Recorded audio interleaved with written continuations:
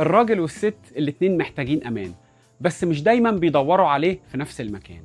بالنسبة لستات كتير ممكن يكون الأمان مثلا أنا مطمنة إنه مش هيسيبني وقت الخلاف، أقدر أتكلم معاه براحتي من غير ما يقل مني أو يوطي مني. بالنسبة للراجل ممكن يكون الأمان إن يكون أنا حاسس إن أنا مراتي واثقة فيا، أقدر أفشل قدامها من غير ما أفقد احترامها، أقدر أقول قدامها أنا غلطت أو أنا محتاج مساعدتك من غير ما أحس إن ده ضعف أو ده خلى قيمتي تقل في عينها.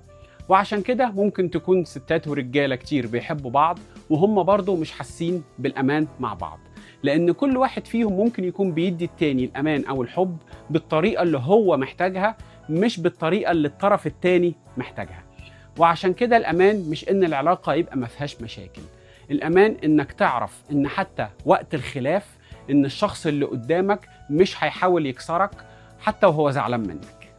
لأن أجمل حاجة في العلاقة إنك تقدر تكون على طبيعتك أو على حقيقتك وإنت مطمن إن الشخص اللي قدامك مش هيستخدم حقيقتك دي ضدك حتى وإنتوا في أقصى درجات الزعل أو في الخلاف مع بعض.